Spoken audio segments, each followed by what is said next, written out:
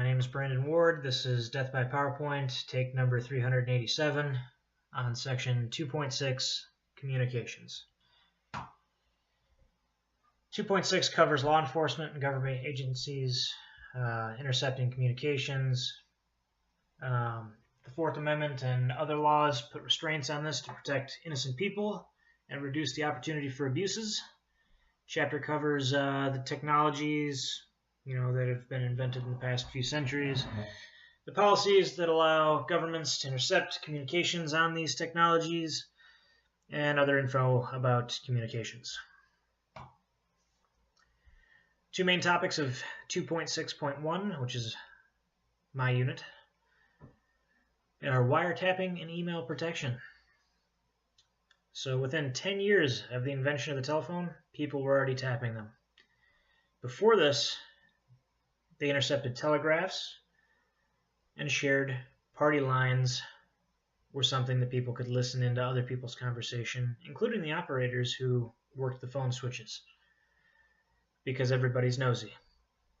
In the 20th century, the legal status of wiretapping was debated, still is today.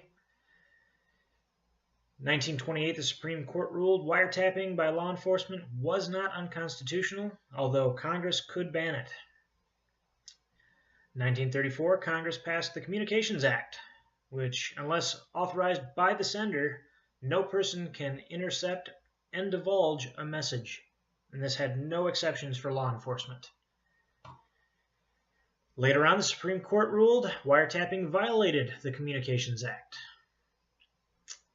So law enforcement wasn't supposed to tap phones, but this was ignored for many, many years. Some special cases were the FBI recording a woman and an attorney, their phone conversations during a court case.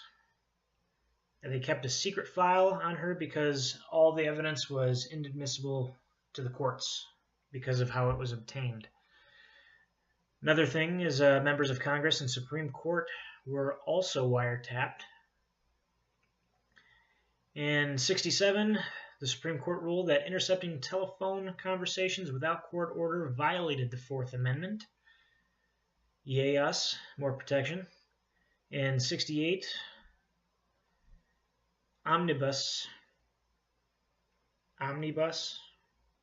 whatever that is, Crime, Control, and Safe Streets Act was passed. This basically, Congress allowed wiretapping and electronic surveillance by law enforcement with a court order. This is the first time this was done, and this was to combat organized crime. So basically, people keep abusing this and doing it illegally. So some of the illegal wiretaps include the Nixon administration, that wonderful fiasco, and the Los Angeles Police Department officers admitted to illegally doing this a lot, the book noted. On to email and other new communications. Old laws did not cover email and cell phone conversations, as do most laws, that don't really meet new technologies. Silicon Valley eavesdropping was one of the big things during the 80s. So they basically spied on cell phone conversations, and this was focused more on an industrial spying adventure. Electronic Communications Privacy Act of 1986. This put restrictions on wiretapping, including email, cell phones, and pagers, and it also requires a court order. Yay us.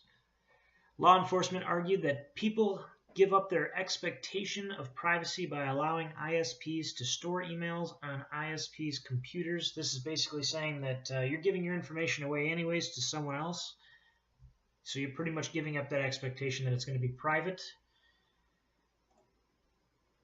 The Federal Appeals Court didn't agree with them, so people do have an expectation for privacy for email stored on ISPs' computers. The USA Patriot Act, after the terrorist acts of 9/11, loosened all the standards for law enforcement to wiretap and use electronic surveillance. Screams conspiracy to me. And basically, everyone continues arguing, and they probably will until well after we are all dead. But that's pretty much what this chapter is on. It's an argument back and forth on whether it's, legal, should be illegal. Yeah.